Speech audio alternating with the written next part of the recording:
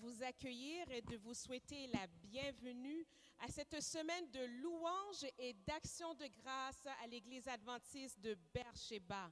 En cette fin d'année, nous sommes là, chers amis, pourquoi?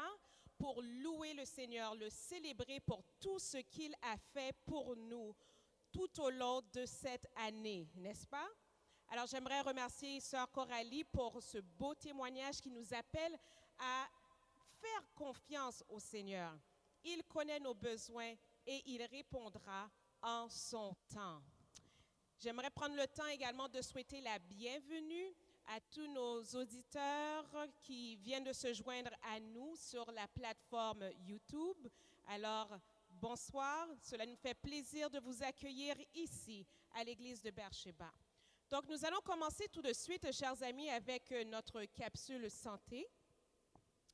Et la capsule santé de ce soir va porter également sur la santé mentale, spécifiquement sur l'anxiété. Vous savez, chers amis, une grande portion de la population vit présentement un niveau d'anxiété auquel elle n'est pas habituée. Et encore aujourd'hui, alors que je conduisais pour venir à l'église, j'écoutais les nouvelles et puis, que c'est déprimant, n'est-ce pas? On entend parler d'une deuxième souche, on entend parler de confinement, on entend parler de fermeture de frontières. Il y a tellement de choses qui peuvent nous rendre anxieux. Et si vous êtes une personne qui, avant COVID-19, avait un trouble anxieux, alors cette crise sanitaire a sûrement augmenté vos symptômes en fréquence et en intensité. Alors, c'est la raison pour laquelle j'aimerais aborder avec vous l'anxiété. Hier, nous avons vu la dépression avec mon amie Debbie. Aujourd'hui, nous allons parler d'anxiété avec mon amie Ansi. Alors, Ansi est une jeune femme célibataire âgée de 28 ans. Elle vit seule en appartement. Elle est parajuriste dans une firme d'avocats à Montréal. D'aussi loin qu'elle se rappelle, Ansi souffre d'anxiété depuis son adolescence. Mais à cette époque, ni elle, ni ses parents n'avaient aucune information à ce sujet. Au secondaire, elle se rappelle qu'elle était de nature timide et elle avait peu d'amis. Elle passait ses heures de dîner enfermée dans la toilette pour éviter de s'asseoir à table avec ses camarades. En classe, Ansi ne prenait pas la parole de peur d'être ridiculisée. Les présentations orales et les projets de groupe étaient sa plus grande frayeur, au point de ressentir des douleurs à la poitrine. Souvent de fois, elle avait les mains moites lorsqu'elle rencontrait des gens qu'elle ne connaissait pas et devait entrer en conversation avec eux. Prendre le transport en commun était très anxiogène et encore jusqu'à aujourd'hui, elle a de la difficulté. Elle a l'impression, lorsqu'elle prend le métro, d'étouffer. Malgré ses peurs, Ansi s'est beaucoup investie dans sa communauté. Ça a été sa manière à elle, ça a été sa méthode de vaincre ses peurs. Cependant, elle ne s'était pas rendue compte qu'elle entreprenait beaucoup de projets et avait de la difficulté à jongler avec les responsabilités familiales, de l'Église et du travail. Elle doit souvent composer avec des échéanciers serrés et se sent alors coupable lorsqu'elle n'y arrive pas. Parfois, dans la nuit, elle a des crises de panique lorsqu'elle pense à la journée à venir et en se demandant comment elle va passer au travers. Depuis la pandémie, la crainte d'attraper le COVID-19 est constamment une préoccupation. Elle se lave fréquemment les mains, mais tellement souvent qu'il en résulte de profondes gerçures au niveau de sa peau. Une infirmière de son église remarque ses mains et lui pose quelques questions et comprend la problématique d'Ansi. Elle l'invite à participer à une session d'information sur le programme Surmonter l'anxiété et la dépression de Dr. Nedley qui aura lieu à son église la semaine prochaine. Ansi accepte cette invitation, se disant que de toute manière, elle n'a rien à perdre. Alors, je ne sais pas, chers amis, si vous vous êtes reconnus un peu, beaucoup, dans l'histoire, le portrait d'Ansi. Certains d'entre vous, vous allez vous demander, oui, mais c'est quoi l'anxiété? Tout le monde éprouve un jour ou l'autre de l'anxiété. Ressentir un peu d'anxiété, c'est tout à fait normal. En fait, savez-vous que l'anxiété vous protège et peut vous aider à faire face à des situations qui sont inquiétantes ou peut-être même dangereuses. L'anxiété est ressentie comme une crainte dont on ne connaît pas la cause et qui est difficile à préciser. Donc, on est tendu, on a une crainte de quelque chose, mais on ne sait pas qu'est-ce que c'est. Et cette crainte-là s'accompagne de divers symptômes que nous allons voir dans quelques minutes. Donc, chers amis, il est naturel de ressentir un certain niveau d'anxiété, et spécialement dans des occasions particulières, comme par exemple des changements de vie. Vous déménagez, ou bien vous vous mariez, ou bien un divorce. Toutes ces choses entraînent un certain niveau d'anxiété. Il est aussi normal d'être anxieux à la veille d'un examen, n'est-ce pas? Je sais que les étudiants, vous reconnaissez là. Ou bien d'être nerveux lorsqu'on va passer une entrevue pour un emploi, ou bien lorsqu'on doit performer, je ne sais pas, pour un sport ou quelle que soit l'activité où on doit performer devant un public. Donc, c'est normal d'avoir une certaine anxiété. Par contre, et là, vous allez remarquer que l'anxiété, elle, est liée à un événement particulier. Et lorsque l'événement est passé, à ce moment-là, la vie reprend son cours normal. Donc, vivre de l'anxiété, c'est normal. Maintenant, lorsque cette anxiété devient problématique, c'est lorsque elle ne disparaît pas quand la situation qui nous préoccupait revient à la normale. L'anxiété, ça devient un problème lorsque ça occasionne chez nous de la détresse, mais une grande détresse. L'anxiété, c'est un problème lorsque ça nous préoccupe continuellement. Et également, surtout, lorsque cela nous empêche de fonctionner et d'agir normalement au travail, dans la société ou dans les autres domaines de notre vie quotidienne. Alors, chers amis, j'insiste, l'anxiété, c'est une détresse, une grande détresse qui va entraîner un dysfonctionnement dans la vie de tous les jours. Et il y a plusieurs formes de troubles anxieux. Et les plus fréquentes, ce sont les phobies spécifiques. Donc, c'est-à-dire qu'on a peur de quelque chose, par exemple de voyager, des araignées. On a également l'anxiété sociale.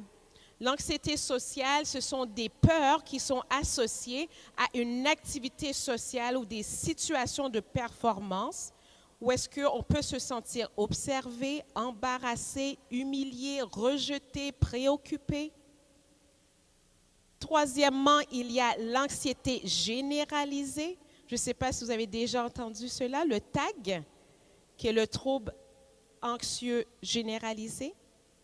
Donc, le trouble anxieux généralisé, c'est une anxiété qui se manifeste par une inquiétude excessive. On est préoccupé, on a de l'appréhension concernant par rapport à une situation, réelle ou non. Et on n'est pas capable de contrôler cette inquiétude-là. Et le dernier, c'est le trouble de panique avec l'agoraphobie. Donc, le trouble de panique en tant que tel, ce qu'on appelle souvent des crises d'anxiété, des crises d'angoisse. Et ça va être marqué par une appréhension qui est intense, une peur qui est intense, une terreur.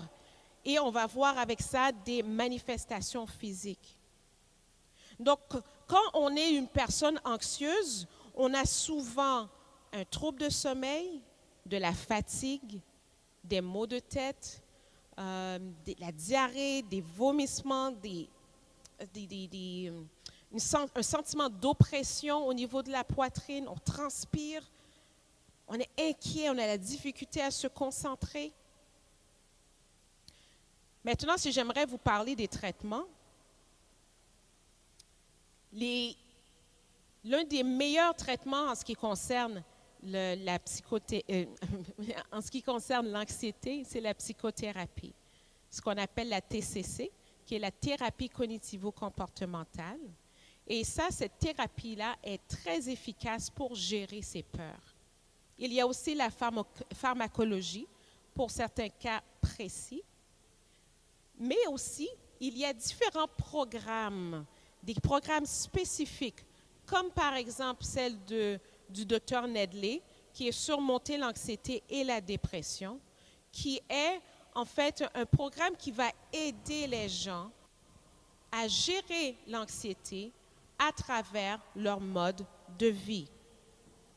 Alors, chers amis, je vous invite à tous et à chacun à vous connecter, à rester avec nous, soir après soir, et nous allons regarder ensemble, dans les prochaines présentations, comment on peut gérer notre anxiété à travers notre mode de vie. C'est bon? Vous êtes avec moi? Good. Alors, si vous avez des questions par rapport à cette présentation, n'hésitez pas à nous écrire via email à com.bercheba@gmail.com pour une réponse personnalisée, ou bien vous pouvez également adresser votre question dans le chat box, je ne sais pas comment on dit ça en français, dans la boîte de discussion, tant sur Zoom et sur YouTube. Maintenant, je vais passer au quiz du jour. Je sais que vous avez hâte. Hier, nous avons posé la question, on a posé la question hier de 4 symptômes qui sont liés à la dépression. Et la réponse était augmentation ou diminution d'appétit, de poids, troubles de sommeil. Il y avait également de la tristesse, diminution de plaisir, des pensées négatives, des idées suicidaires, l'irritabilité, isolement. Donc, nous voulons féliciter la famille Métellus qui a été notre grand gagnant de hier soir. Donc, félicitations à la famille Métellus, vous méritez un beau livre sur la dépression. Aujourd'hui, le quiz s'adresse principalement à nos auditeurs et auditrices qui sont branchés sur YouTube. Alors, nous avons parlé d'anxiété aujourd'hui. Le livre qui vous sera offert est le titre « Stress et anxiété, traitement spécifique et naturel » de Dr. Ramon Gelabert. Êtes-vous prêts, chers amis, pour la question du jour? Vous êtes prêts? Préparez-vous. Alors, je vous rappelle les règles de participation. Vous devez écrire la technique va lancer la question dans quelques secondes. Attendez un instant. Vous écrivez votre nom, la réponse et par la suite, nous allons déterminer qui sera le gagnant. D'accord? Donc, la réponse qui est la plus exacte possible. Alors, chers amis sur YouTube, êtes-vous prêts? Voici la question quiz et elle sera affichée dans votre boîte de discussion.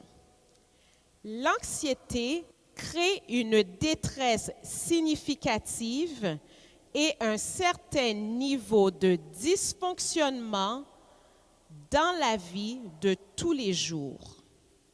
Nommez 4 troubles anxieux les plus fréquents. Celle-là est un peu plus difficile, hein? Je répète, l'anxiété crée une détresse significative et un certain niveau de dysfonctionnement dans la vie de tous les jours. Nommez 4 formes de troubles anxieux les plus fréquents. Donc, nous avons parlé de 4 formes de troubles anxieux qui sont les plus fréquents. Alors voilà, chers amis, bonsoir à tous et bonne participation.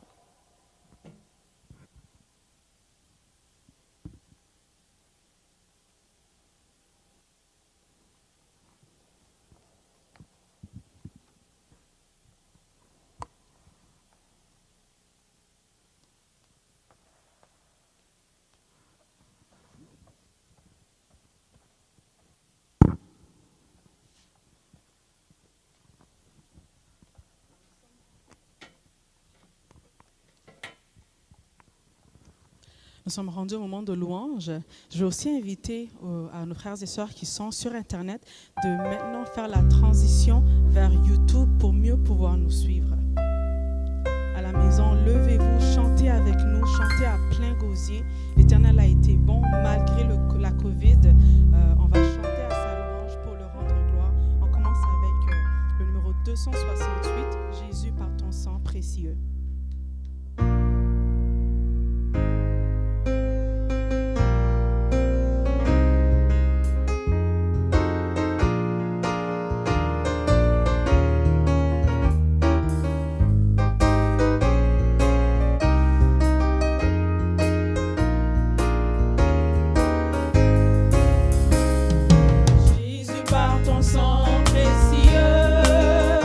Enlève mon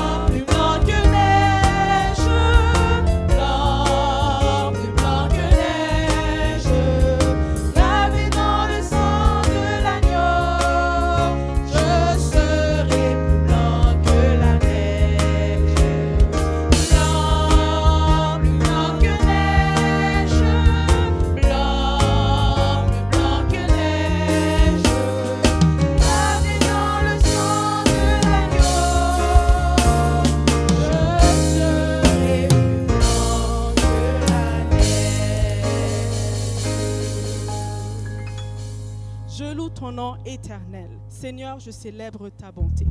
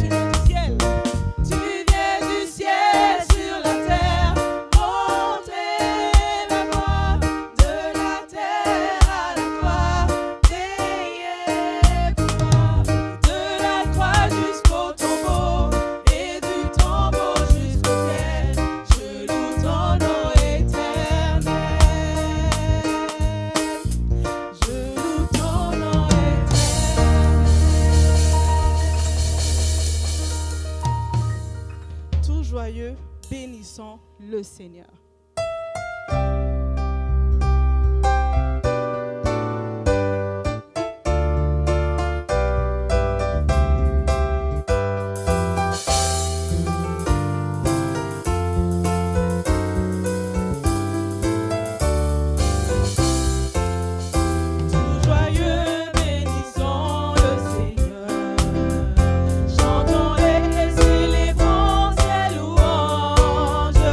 Adore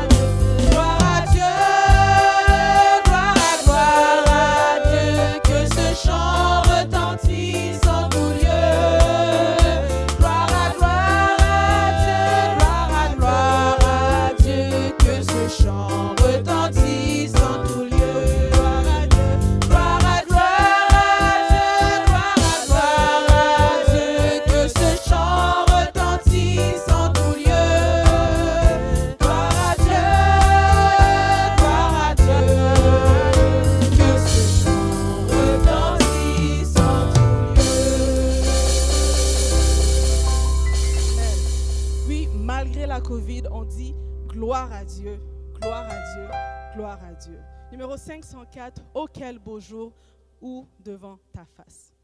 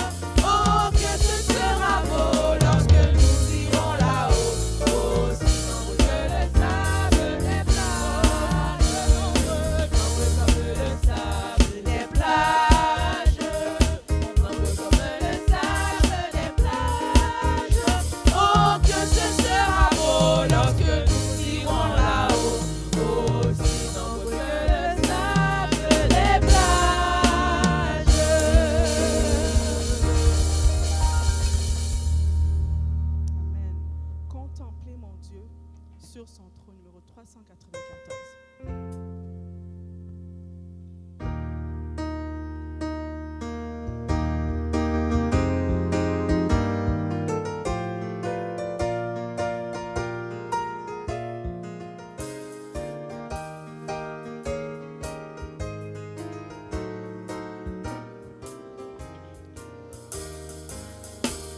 Contemplez mon Dieu sur son trône, vivre avec Jésus dans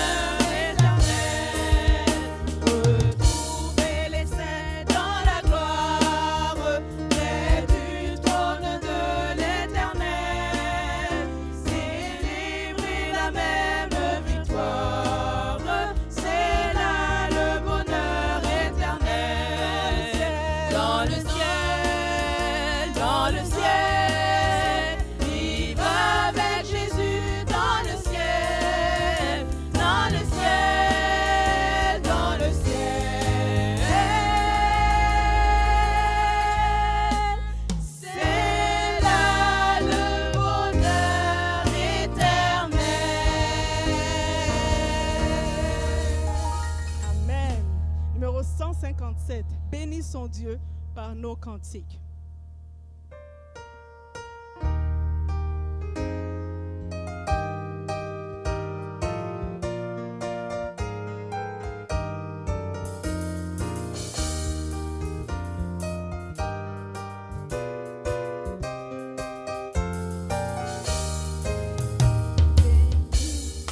Par nos cantiques, exaltons le d'un même cœur, chantons ses exploits magnifiques, son grand amour sombre avec cœur. Louons, chantons, louons le grand nom du Seigneur. Louons, chantons, louons notre Dieu rédempteur. C'est sa main qui nous a fait naître, nous sommes son peuple à jamais. Le troupeau que lui seul doit paître et qui comble de ses bienfaits. Louons, chantons, louons le grand nom du Seigneur. Louons, chantons, louons notre Dieu rédempteur. Ensemble donnons gloire au Père qui des cieux nous a visités, au Sauveur qui sur le calvaire par son sang nous a rachetés. Louons, chantons, louons le grand nom du Seigneur. Louons, chantons, louons notre Dieu rédempteur.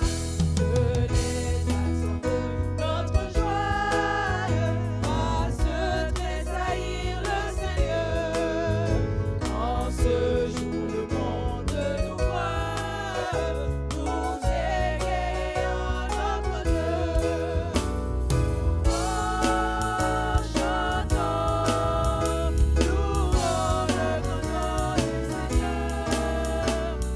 Louons, chantons, louons notre Dieu rédempteur. Que soit au Dieu notre humble hommage, reste à jamais notre secours. En amour durant l'âge en âge, ta bonté se distrait toujours. Louons, chantons, louons le grand nom du Seigneur. Louons, chantons, louons notre Dieu rédempteur. Louons, chantons, louons le grand nom du Seigneur. Louons, chantons, louons notre Dieu rédempteur. Amen. Adorons le roi.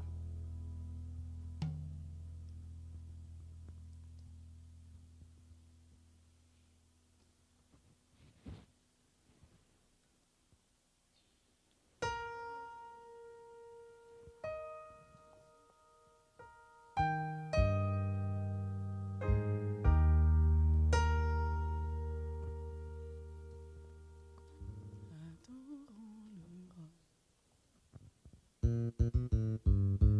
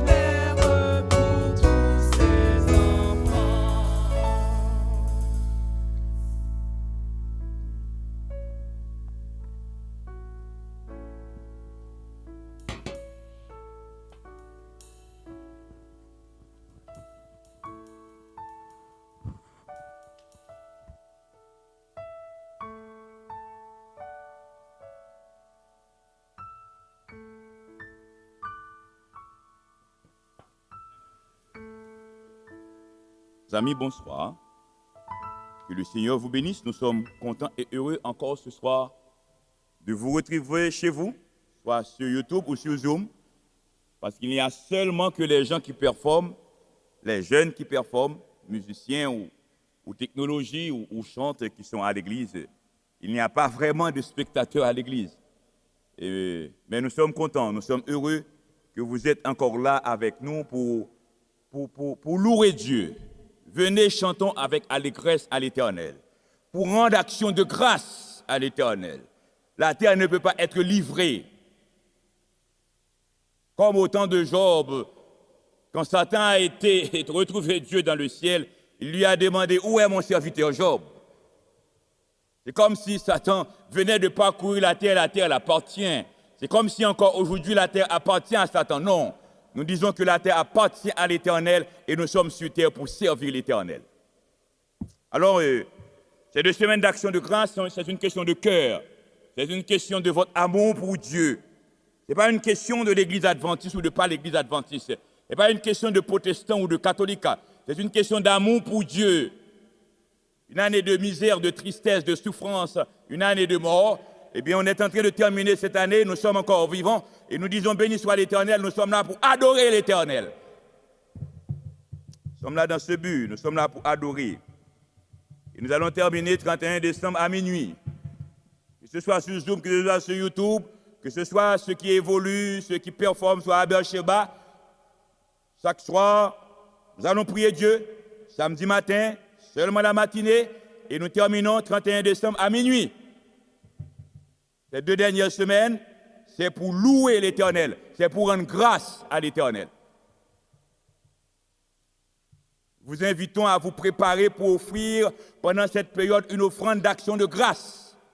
On peut le donner sur Adventist Giving, on peut l'envoyer à l'église comme on veut, mais c'est une question de cœur, une offrande d'action de grâce parce que Dieu est bon pour nous. Et parallèlement à l'offrande d'action de grâce, nous ne demandons pas seulement de porter, on ne porte pas à l'église adventiste, on donne à l'Éternel, parce qu'on adore Dieu avec les offrandes. Et le 29, il va y avoir grande distribution de paniers. Certainement, c'est terminé, les gens qui vont recevoir les paniers pour les inscriptions, mais pour les gens qui vont distribuer, les gens qui vont participer au tri, les gens qui vont recevoir les produits mis en panier et la distribution, on va continuer avec ce qu'on appelle l'inscription. Les jeunes de l'Église, il faut s'inscrire pour ne pas venir en grand nombre d'un coup, parce que dans le sous-sol, on ne pourra pas recevoir plus que 25 personnes, et ces 25 personnes doivent être distancées, nous pouvons même dire plus que 2 mètres, parce que nous tenons à respecter les normes de santé publique, mais nous n'allons pas céder. Ce soir, frères et sœurs, notre méditation, c'est sur le cantique de Myriam. Et avant de prier, je vais lire avec vous et pour vous. Chez vous, je vous invite d'ouvrir vos Bibles dans Exode, chapitre 15. Et nous allons lire le cantique de Myriam. Vous pouvez lire, je vous invite à lire. Certainement, par le temps qui court, on est très confortable à la maison, mais on a tendance à ne pas pénétrer l'esprit d'adoration. On est là, on suit autre chose. Mais ce moment, c'est un moment spécial, un moment à part pour l'Éternel. Nous sommes dans Exode, chapitre 15, et les versets 1 à 18. Alors Moïse et les enfants d'Israël chantèrent ce cantique à l'Éternel. Ils dirent, « Je chanterai à l'Éternel, car il a fait éclater sa gloire. Il a précipité dans la mer le cheval et son cavalier. L'Éternel est ma force et le sujet de mes louanges. C'est lui qui m'a sauvé. Il est mon Dieu, je le célébrerai. Il est le Dieu de mon Père, je l'exalterai. L'Éternel est un vaillant guerrier, l'Éternel est son nom. Il a lancé dans la mer les chars de Pharaon et son armée. Ses combattants d'élite ont été engloutis dans la mer Rouge. Les flots les ont couverts. Ils sont descendus au fond des eaux comme une pierre. Ta droite, ô Éternel, a signalé sa force. Ta droite, ô Éternel, a écrasé l'ennemi. Par la grandeur de ta majesté, tu renverses tes adversaires, tu déchaînes ta colère, elle les consume comme du chaume. Au souffle de tes narines, les eaux se sont amoncelées, les courants se sont dressés comme une muraille, les flots se sont durcis au milieu de la mer. L'ennemi disait, je poursuivrai, j'atteindrai, je partagerai le butin, ma vengeance sera assouvie, je tuerai l'épée, ma main les détruira. Tu as soufflé de ton haleine, la mer les a couverts, ils se sont enfoncés comme du plomb dans la profondeur des eaux. Qui est comme toi parmi les dieux, ô Éternel? Qui est comme toi, magnifique en sainteté, digne de louange, opérant des prodiges? Tu as étendu ta droite, la terre les a engloutis. Par ta miséricorde, tu as conduit, tu as délivré ce peuple. Par ta puissance, tu le diriges vers la demeure de ta sainteté. Les peuples la prennent et ils tremblent. La terre s'empare des Philistins. Les chefs d'Édom s'épouvantent. Un tremblement saisit les guerriers de Moab. Tous les habitants de Canaan tombent en défaillance. La crainte et la frayeur les surprendront par la grandeur de ton bras. Ils deviendront muets comme une pierre jusqu'à ce que ton peuple soit passé, ô Éternel, jusqu'à ce qu'il soit passé, le peuple que tu as acquis. Tu les amèneras et tu les établiras sur la montagne de ton héritage, au lieu que tu as préparé pour ta demeure, ô Éternel, au sanctuaire éternel que tes mains ont fondé. L'Éternel régnera éternellement et à toujours. Amen. Prions le Seigneur. Qui est comme toi, ô Éternel. Toi seul es Dieu créateur. Nul n'est semblable à toi. Tu as anciennement fondé la terre et le monde. D'éternité en éternité, tu es Dieu. Tu es l'alpha et l'oméga. Tu n'es pas le Dieu d'un temps. Tu n'es pas le Dieu du temps d'Abraham, de Moïse, d'Ésaïe ou de Paul. Tu es le Dieu éternel. Tu es le Dabar, le Dieu qui parle. Tu parles en tout temps. Tu as tout créé par tes paroles. Les cieux ont été créés par la parole de l'Éternel et toute l'étendue par le souffle de sa bouche. Tu nous as créés. Tu m'as créé. Je suis à toi, Seigneur. Tu as créé chaque frère, chaque sœur de Beersheba. Tu as créé chaque ami qui nous écoute sur YouTube ou sur Zoom, en Haïti, aux États-Unis, en France ou au Canada. Nous sommes tes créatures, nous t'appartenons. Tu nous as rachetés. Seigneur, pendant ces 2 semaines, nous voulons insister sur la création et sur la rédemption pour dire à l'ennemi, nous appartenons à l'Éternel. Et puisque nous appartenons à toi, Seigneur, puisque nous sommes à toi, nous nous remettons à toi. Je t'en supplie, bon Père, de nous pardonner, parce que dans la vie, nous avons commis des erreurs. Il y a eu des écarts, nous avons commis des bêtises. Mais heureusement, il y a la croix. Notre Dieu nous a rachetés à la croix. Grâce au sang de Jésus, nous sommes pardonnés. Seigneur, nous sommes tous des pécheurs, que je sois pardonné. Merci de m'avoir donné des victoires sur le mal. Et merci d'avoir connu la joie du pardon. Merci d'avoir connu l'épanouissement du pardon. Merci pour la croissance spirituelle.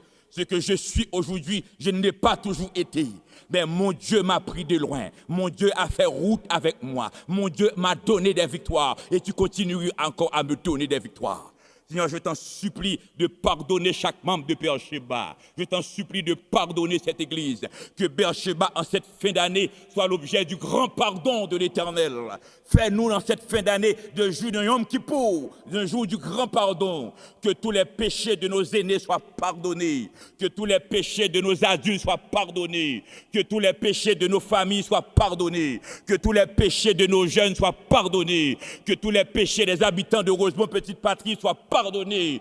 Que tous les péchés des adventistes de Montréal soient pardonnés. Que tous les péchés des adventistes du monde entier soient pardonnés. Lorsque nous sommes lavés, lorsque nous sommes purifiés, lorsque nous sommes pardonnés par notre Dieu. Ainsi, chez nous, dans notre salon, nous pouvons adorer. Ici, les 10 personnes qui sont là peuvent adorer. Partout où nous sommes dans le monde, nous pouvons adorer. Et quand nous adorons notre Dieu nous délivre. Notre Dieu nous libère. Notre Dieu nous donne la victoire. Seigneur, nous voulons chanter tes louanges. Nous ne voulons pas être des hypocrites spirituels. Nous ne voulons pas être des audacieux spirituels. Nous voulons te parler avec notre cœur. Si nous sommes dans la souffrance, Seigneur, ce sera difficile pour nous de louer ou de t'adorer. Et tu dois être adoré. Si nous sommes dans la misère, c'est difficile pour nous d'adorer. C'est pourquoi, Seigneur, je te demande délivrance et que nous soyons délivrés pour la gloire de Dieu. Que nos amis sur YouTube soient délivrés pour la gloire de Dieu. Que nos frères et sœurs sur YouTube ou sur Zoom soient délivrés au nom de Dieu. Que les malades soient guéris. Seigneur, nous voulons laisser le coronavirus derrière nous. Puisque tu es Dieu et tu règnes, je te demande de te manifester. La science a ses limites. Les chefs d'État ont leurs limites. Les savants ont leurs limites. Mais notre Dieu n'a pas de limite. Seigneur, manifeste-toi. Manifeste-toi sur la terre aujourd'hui. Manifeste-toi pour sauver la race humaine. Manifeste-toi à Beersheba. Fais-nous grâce en cette période de connaître une grande délivrance. Nous allons rester à genoux. Nous allons louer. Nous allons psalmodier. Nous allons glorifier parce que nous savons, en adorant l'Éternel, la délivrance est là. Que ta grâce soit sur Israël. Que ta grâce soit sur Beersheba. Que ta grâce soit sur chaque personne qui est branchée ce soir. Que ta grâce soit sur Rosemont, petite patrie. Nous sommes indignes de toi, bon Père. Je te demande de nous assister, de nous parler, de nous diriger. Mais nous avons la certitude que notre prière est exaucée parce que nous t'avons adressé dans le précieux nom de Jésus. Amen. Le cantique de Myriam.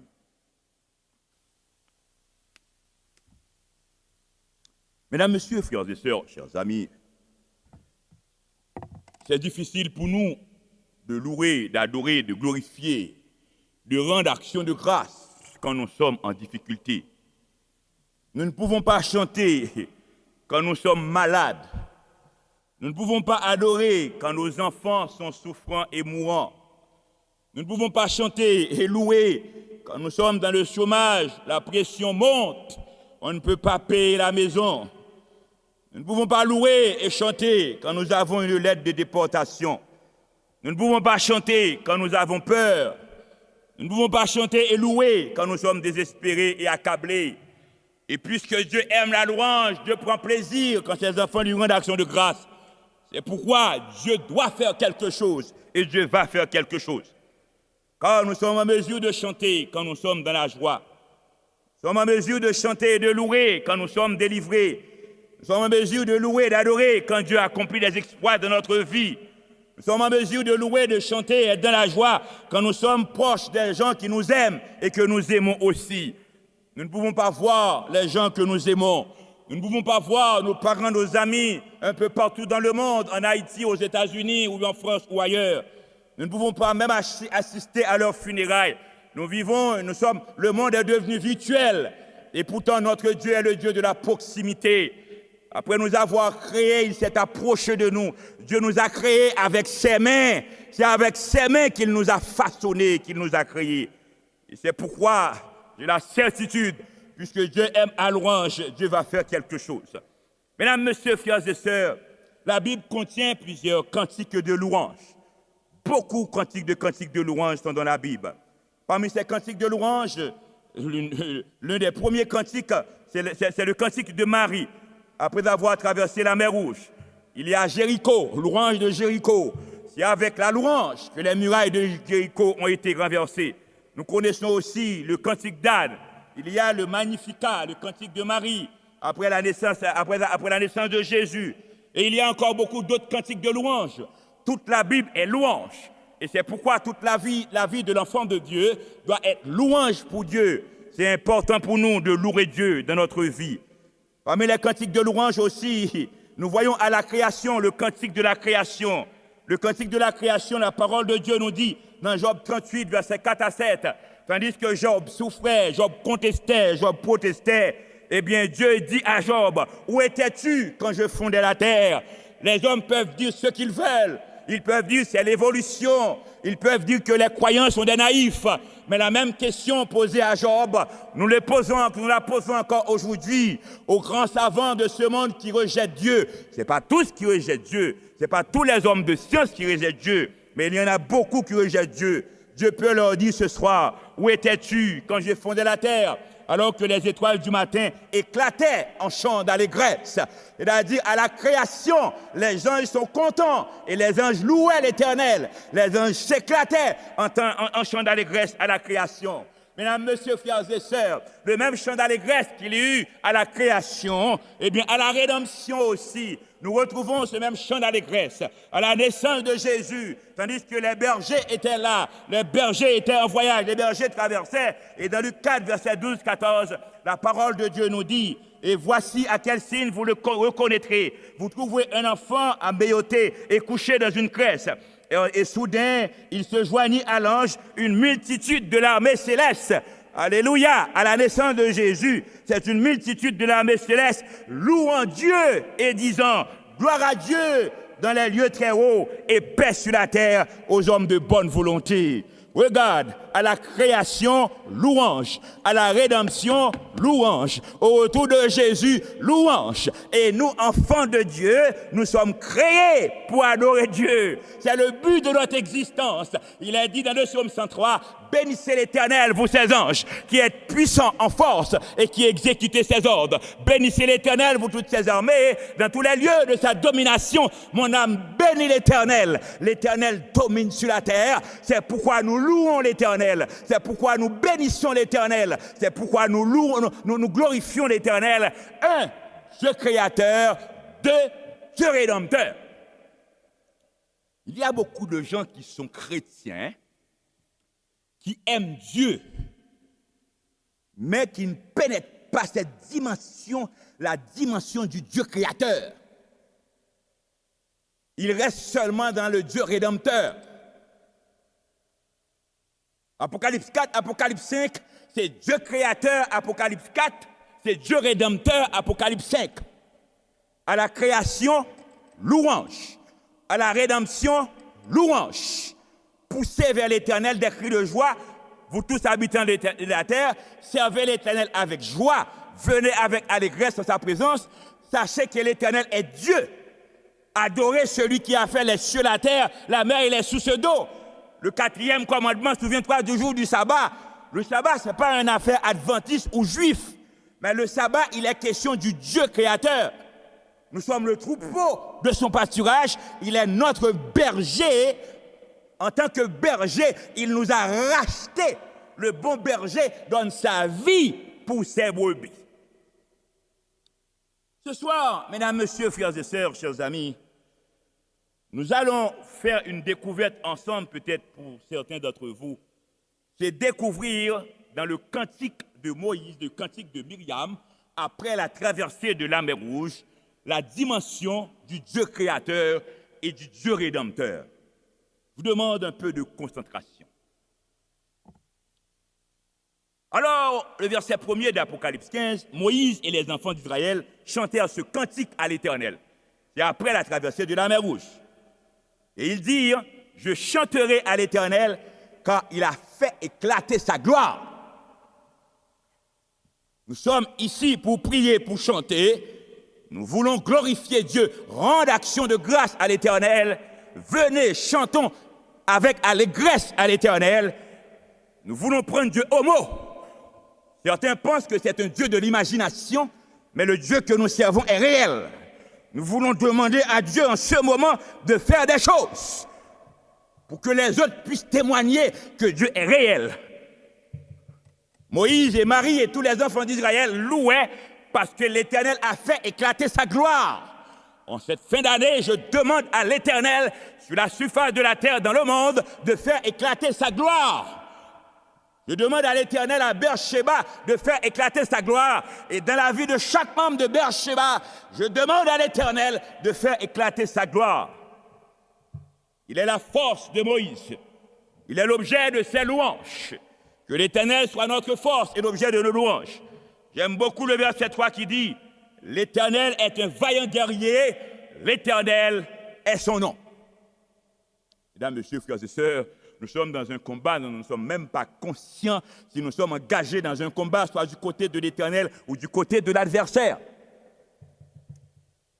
Hier, nous avons vu avec Josaphat, Dieu, en réponse à la louange de Josaphat, dans l'immédiat, tandis que tout le peuple s'était réuni pour louer. Et en ce moment, Dieu a mis son esprit en Jacques Aziel et le message était clair. Ce n'est pas le combat de Josaphat, c'est le combat de l'Éternel. Et avant de partir pour la bataille, les chantes ornés des ornements sacrés commencent à louer l'Éternel. Le combat de coronavirus, pour moi, ici, à Beersheba, ce n'est pas mon combat, c'est le combat de l'Éternel. Et c'est pourquoi je suis là. Si je dois mourir, je mourrai ici, en cette période, à Beersheba, en vaillant guerrier au nom de l'Éternel. C'est le combat de l'Éternel, ce n'est pas mon combat. L'Éternel est un vaillant guerrier, l'Éternel est son nom. Et le combat de votre vie, je viens de recevoir un message de quelqu'un aux États-Unis pour prier pour Wagner qui est malade très grave. Le combat de Wagner, ce n'est pas mon combat, ce n'est pas le combat de Wagner, c'est le combat de l'Éternel. Le combat de votre maladie, c'est le combat de l'Éternel. Le combat de votre famille, c'est le combat de l'Éternel.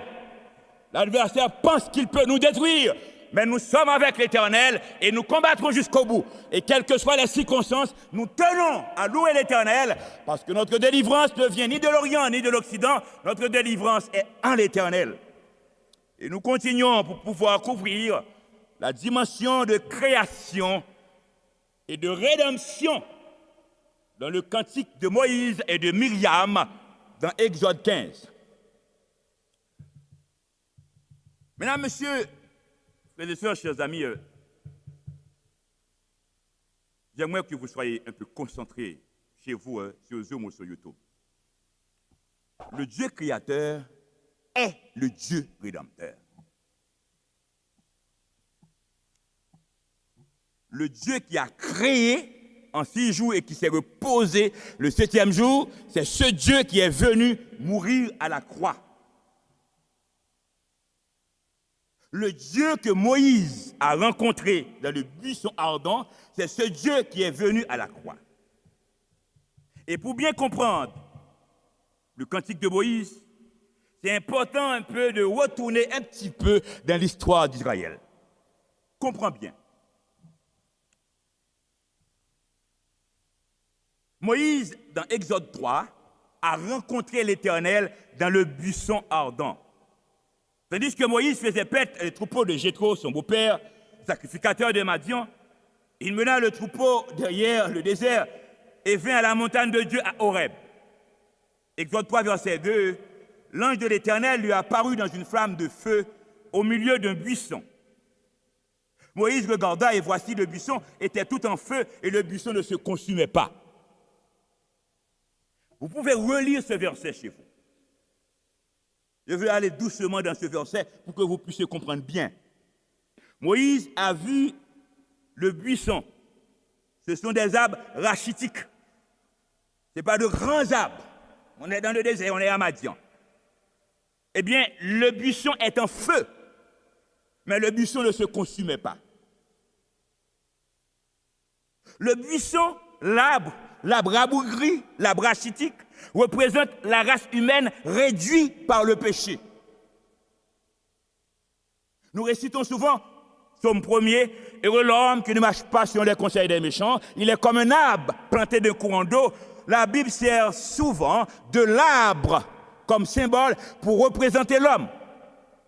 Dans le Psaume 92, les justes poissent comme le palmier, ils s'élèvent comme le cèdre du Liban. Et même dans l'Apocalypse, lorsque le feu est tombé sur les arbres, l'arbre dans la Bible représente l'homme. Et le feu dans la Bible représente la gloire de Dieu. Le feu, c'est Dieu et l'arbre, c'est l'homme. Dieu s'est présenté à Moïse un buisson ardent. Le feu est dans l'arbre, mais l'arbre n'est pas consumé. Exode 3, verset 2, c'est déjà l'incarnation, c'est le symbole de l'incarnation, c'est le Dieu rédempteur sur le nom de l'ange de l'Éternel qui est descendu pour libérer Israël en Égypte, d'où la libération d'Israël, c'est la rédemption. Et le buisson ardent avec le feu qui n'est pas consumé, c'est l'incarnation de Dieu lui-même qui est venu mourir à ma place pour que je sois sauvé. C'est pourquoi, par la grâce de Dieu, grâce au ministère du Saint-Esprit et au sang versé à la croix, je n'ai aucun doute de mon salut. Je n'ai qu'à mener une vie de repentance chaque jour, une vie de confession chaque jour, une vie de sanctification. Lutter pour que mes traits de caractère charnel, je puisse les vaincre au nom de Jésus. Luttez, chers amis, mon frère, ma soeur, luttez. Ce n'est pas le nom d'adventiste, le nom de protestant, le nom de pasteur qui va vous sauver. Beaucoup de pasteurs seront perdus. Que Dieu me fasse grâce d'être du nombre des sauvés. Je ne veux pas ouvrir le cadre ce soir ou bien gérer mon temps. Mesdames, messieurs, frères et sœurs, c'est ce Dieu qui a été en Égypte pour libérer les enfants d'Israël. Le buisson ardent qui n'est pas consumé, ça représente un mystère. Et tout comme l'incarnation de Jésus est un mystère. Nous disons que dans Exode 15, le Dieu créateur est le Dieu rédempteur. Et nous allons retrouver ces deux dimensions dans ce chant. Et c'est pourquoi nous prenons plaisir à louer Dieu, parce qu'il est créateur, c'est le Dieu Tout-Puissant. Nous pouvons nous confier en l'Éternel et prendre plaisir à adorer Dieu, que toute notre vie soit une vie d'adoration. Adorez Dieu dans votre famille, adorez Dieu avec vos enfants, adorez Dieu avec vos maris, adorez Dieu dans votre relation avec les gens. Que vos paroles, par vos paroles, vous adorez Dieu, par votre attitude envers les gens. Ce n'est pas seulement chanter. Notre foi va au-delà des chants. Notre foi, ce sont des actions concrètes de notre vie, parce que notre Dieu est un Dieu concret, c'est un Dieu réel, c'est un Dieu qui change la vie de l'homme. Et la meilleure adoration que vous pouvez rendre à Dieu, c'est dire à Dieu, j'étais menteur, maintenant je ne suis plus menteur. J'étais voleur, maintenant je ne suis plus voleur. J'étais hypocrite, je ne suis plus hypocrite. Et c'est la meilleure façon d'adorer Dieu. Nous avançons. Lorsqu'on prend Exode chapitre 15, et le verset 5, l'armée égyptienne était derrière les enfants d'Israël. Les enfants d'Israël étaient paniqués devant la mer Rouge. Mais Dieu a dit à Moïse, gardez le silence, le Seigneur combattra pour vous. Ça, c'est Exode 14. Aujourd'hui, il y a encore panique. Je vous demande de garder votre calme. Je demande à tous les membres de Beersheba d'être calmes et tous les amis qui nous suivent sur YouTube ou au Zoom de garder votre calme. Mais Exode 15, verset 5. L'armée égyptienne qui suivait Israël, la parole de Dieu nous dit, les flots les ont couverts, ils sont descendus au fond des eaux comme une pierre.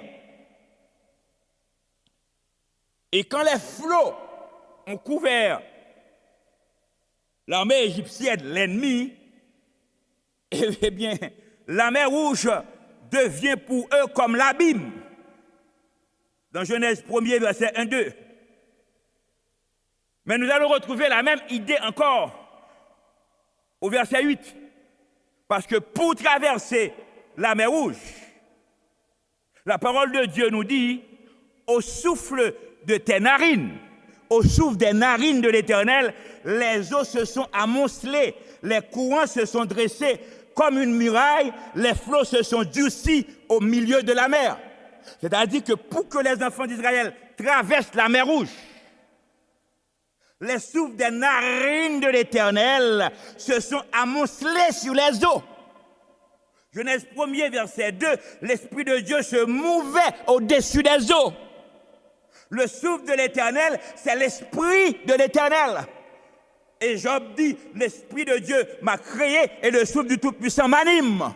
La dimension de Exode 15, verset 8, par le souffle des narines de l'Éternel, les eaux se sont amoncelées. C'est une dimension de création. Ce peuple qui était dans l'esclavage, ce peuple qui était un peuple meurtri, ce peuple qui était un peuple nul, Dieu est en train de recréer son peuple. C'est une dimension de création et c'est pourquoi chaque jour Dieu nous crée, recrée. On n'a pas été créé une fois pour toutes. À chaque fois que nous recevons l'onction du Saint-Esprit, nous passons dans une autre dimension spirituelle. C'est encore une création. Les courants se sont dressés comme une muraille, c'est-à-dire la mer devient comme une muraille, les flots se sont durcis au milieu de la mer. Et l'apôtre Paul va plus loin. L'apôtre Paul va plus loin quand Paul dit dans 1 Corinthiens 10, là nous sommes dans la dimension de la rédemption, tandis que les flots se sont amoncelés par le souffle des narines de Dieu, les eaux se sont amoncelées, l'Esprit de Dieu se mouvait au-dessus des eaux. C'est la création.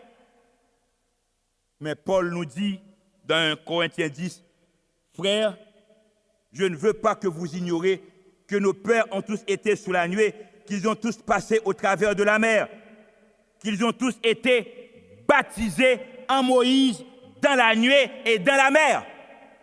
La traversée de la mer Rouge par les enfants d'Israël, c'est tout Israël qui a été baptisé dans la nuée.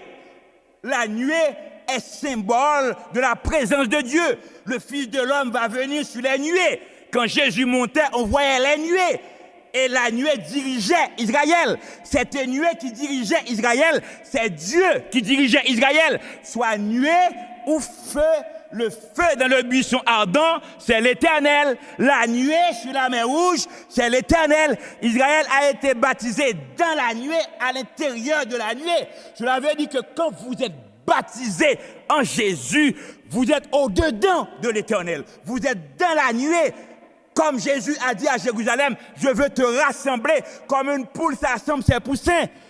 Quand vous êtes baptisé, vous répondez à l'appel de Dieu. Vous êtes scellés, vous êtes sous les ailes de l'Éternel. Et lorsque on est sous les ailes de l'Éternel, celui qui nous attaque l'Éternel. Car l'Éternel est un vaillant guerrier. C'est pourquoi, frères et sœurs, chers amis, je vous en supplie de ne pas vous battre à quiconque. Ce n'est pas nécessaire de discuter, ce n'est pas nécessaire d'être en colère, ce n'est pas nécessaire de monter le ton. Si ça arrive par erreur humaine, demandez à Dieu de vous pardonner. Laissez au Seigneur de combattre pour vous. Parce que, comme Israël a été baptisé dans la nuée, vous avez été baptisé en l'Éternel. Il y a des gens qui font des débats, baptême au nom du Père, du Fils, Saint-Esprit, aussi seulement au nom de Jésus. Je suis autorisé pour vous dire, Jésus est l'Éternel, l'Éternel est Jésus, Jésus est à la fois Père, Fils, Saint-Esprit, le Père est à la fois Père, Fils, Saint-Esprit. D'ailleurs, le Père, en théorie, par rapport à la définition d'un peu de la rédemption, il est dans les cieux. Le Saint-Esprit en nous, c'est Dieu en nous. Votre corps est le temple du Saint-Esprit, est le temple de Dieu. Cela veut dire que Dieu habite en vous. Vous êtes baptisés dans le Saint-Esprit, vous êtes baptisés en Dieu, vous êtes baptisés en Jésus-Christ, vous êtes baptisés en Dieu. Et je vous invite à prendre décision pour vous baptiser. Quand Israël a été baptisé dans la nuée, même si vous ne pouvez pas être plongé, quand dans ton cœur, tu prends la décision, tu l'écris sur Zoom, tu l'écris sur YouTube, tu nous appelles pour nous le dire, je vous le déclare au nom de la parole de Dieu dans la foi, vous êtes déjà baptisés dans le sang de Jésus. Nos pères ont été baptisés dans la nuée et dans la mer. La nuée les couvre, ils traversent la mer de Pharaon a été engloutie, ils sont baptisés, ils sont en l'Éternel. Et vous connaissez bien l'histoire d'Israël. Dans le désert, Dieu va prendre soin d'eux. Ne vous en faites pas, Dieu prendra soin de vous. D'où la dimension de création dans Exode 15. Et au verset 5, les flots ont couvert, au verset 8 de préférence, au souffle des narines de l'Éternel, les eaux se sont amoncelées. Les courants se sont dressés comme une muraille. Les enfants d'Israël criaient devant la mer Rouge. Mais l'Éternel a fait la route. Oh, j'aime ce petit chant créole qui dit « Où qu'on fait route, Seigneur, côté qui pas de route. » L'Éternel peut tracer le chemin dans le désert, dans les montagnes. Là où il n'y a aucun espoir, Dieu peut tracer le chemin. Et la dimension de rédemption, Paul nous dit que Israël a été baptisé dans la nuée et dans la mer. Et c'est pourquoi, dans le cantique de Moïse, dans le cantique de Myriam, Dieu est adoré comme Dieu créateur et comme Dieu rédempteur. Et nous, aujourd'hui, béni soit l'Éternel si Dieu vous fait grâce d'être chrétien adventiste du 7e jour. Le chrétien adventiste conséquent n'a pas besoin de se laisser entraîner par des fables. Il y a un tas d'histoires au dehors, ce sont des fables. Il n'a qu'à se concentrer sur le Dieu créateur et le Dieu rédempteur. Beaucoup ne connaissent pas le Dieu créateur. Les Juifs parlent beaucoup du Dieu créateur, mais ils n'acceptent pas le Dieu rédempteur. La grande majorité des chrétiens parlent du Dieu rédempteur, Apocalypse 5, l'agneau immolé, mais ils oublient le Dieu créateur à travers les 10 commandements, particulièrement le 4e commandement. Mais Dieu vous fait une grâce spéciale. Dans la mesure où vous êtes conséquent avec votre Dieu, Dieu vous place dans une dimension spirituelle assez très élevée. La dimension n'est pas votre dimension, c'est la grâce de Dieu. Et c'est ainsi que vous pouvez chanter avec Myriam et avec Moïse. Jour dans Exode 15, le verset 11 a continué. Qui est comme toi parmi les dieux, ô Éternel? Qui est comme toi, magnifique en sainteté, digne de louange, opérant des prodiges? Si nous lisons bien Apocalypse, la trinité diabolique, le dragon, la première bête, la deuxième bête, ils font des miracles. Satan fait des miracles. Mais cependant, qui est comme l'Éternel? Personne ne peut faire les miracles que l'Éternel fait. Qui est comme toi? Nul n'est semblable à toi. Nul ne peut t'égaler. Toi seul es digne de louange, parce que toi seul es Dieu créateur.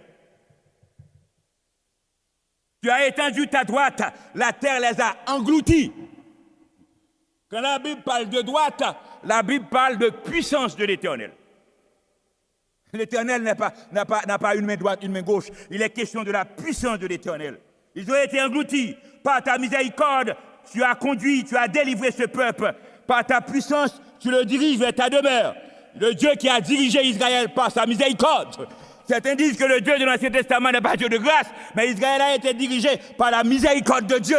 Beersheba est dirigé par la miséricorde de Dieu. Et que votre vie soit dirigée par la miséricorde de Dieu. Les peuples la prennent et ils tremblent. La terreur s'empare des Philistins, etc. La crainte et la frayeur la surprendront. Mesdames, messieurs, je vais terminer. Nous allons terminer encore en adorant le Dieu créateur.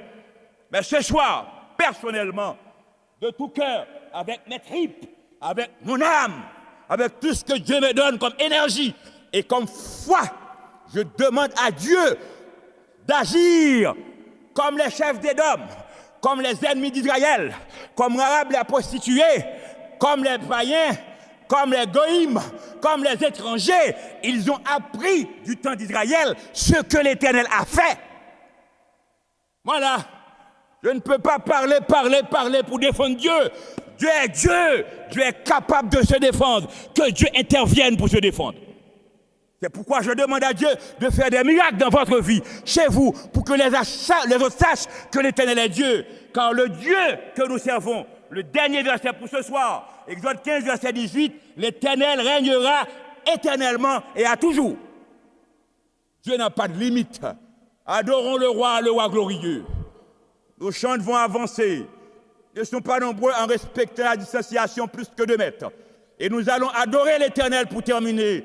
Après, je vais prier. On va chanter la première et la dernière strophe. Nous adorons le Dieu créateur, le Dieu rédempteur, qui n'est pas un Dieu d'un temps, et nous demandons à Dieu de se manifester. Nous allons prier à Beersheba, Dieu doit descendre. Il est descendu en Égypte. Il est descendu au Mont Sinaï. Il est descendu pour Josaphat. Il est descendu pour Paul. Aujourd'hui, à Beersheba et chez vous, je supplie mon Père de descendre. On a trop dit de Dieu, puisque c'est le Dieu qui règne éternellement et à jamais. que Dieu se manifeste, qu'il vous délivre, que vous soyez guéris, que vous soyez fortifiés, que vous remportez la victoire. Notre Dieu est vrai, notre Dieu est Dieu, il est Dieu pour l'éternité. Que le Seigneur vous bénisse.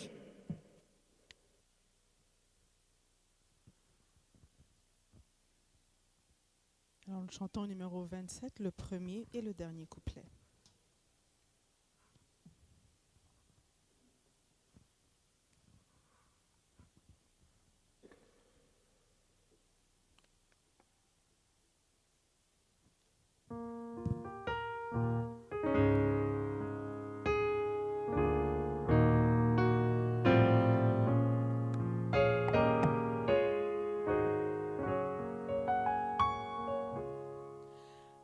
Adorons le roi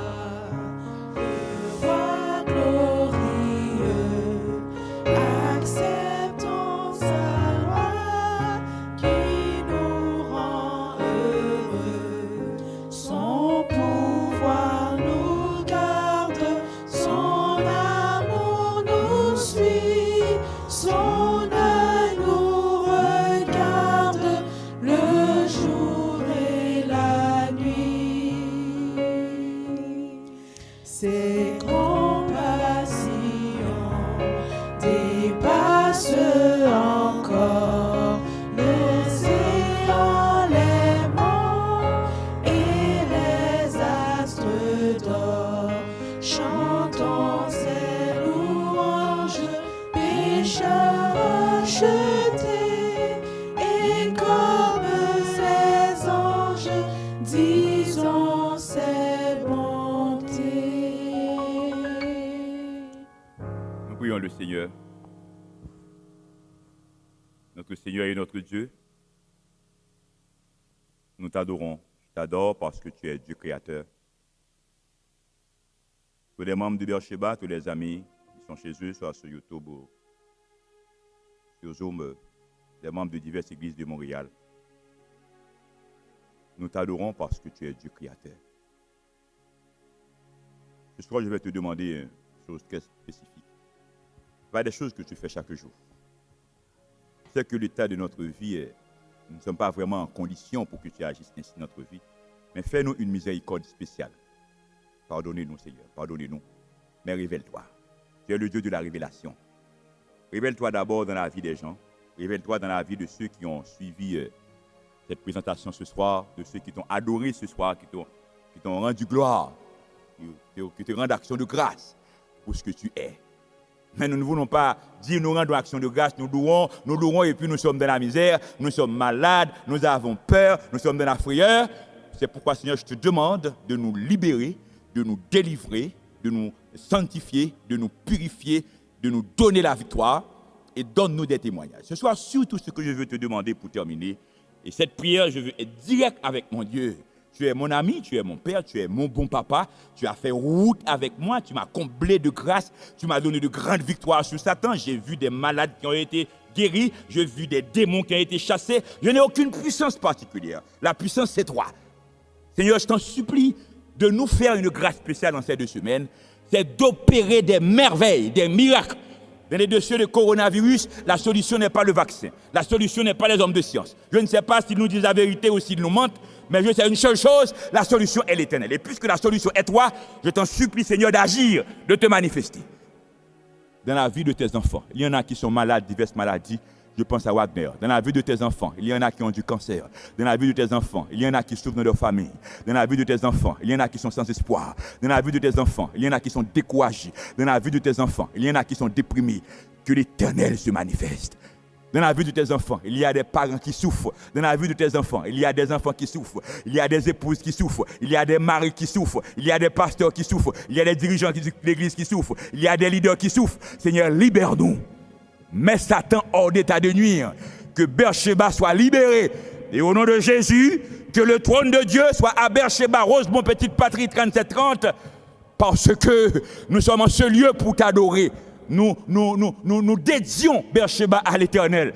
Et comme ce fut le cas dans le temple de Jérusalem, nous réclamons de Dieu la Shekinah, que l'Éternel soit présent en ce lieu, que les gens soient libérés pour venir adorer Dieu ici et dans les mois qui viennent. Éternel des armées, brise les dents de l'ennemi et libère-nous, fait que des centaines et des milliers de gens puissent se réunir à Beersheba, libérer coronavirus derrière nous pour adorer l'Éternel. La terre est à l'Éternel. Ce ne sera pas livré au dragon. Ce ne sera pas livré au chacal. Ce ne sera pas livré au roi et aux puissants de la terre. Et comme Melchisédek, nous répétons encore, comme Melchisédek, quand Abraham apporta sa dîme, tu es maître du ciel et de la terre. Nous sommes tes enfants sur terre. Donne-nous Montréal, donne-nous la terre. Et dans nos vies, dans la vie de nos enfants, de nos familles, que le nom de l'Éternel soit glorifié. Fais-nous grâce de passer une bonne nuit. Demain matin, demain dans la journée, que nous soyons tous bénis. Que ce moment soit pour nous un moment de grande grâce et de grande bénédiction. Merci Seigneur de nous avoir exaucés. C'est en Jésus que nous t'avons prié. Amen. Mesdames, Messieurs, frères et sœurs, nous vous souhaitons bonne nuit. Le Seigneur vous bénisse. Demain soir, 19h pour le moment de prière.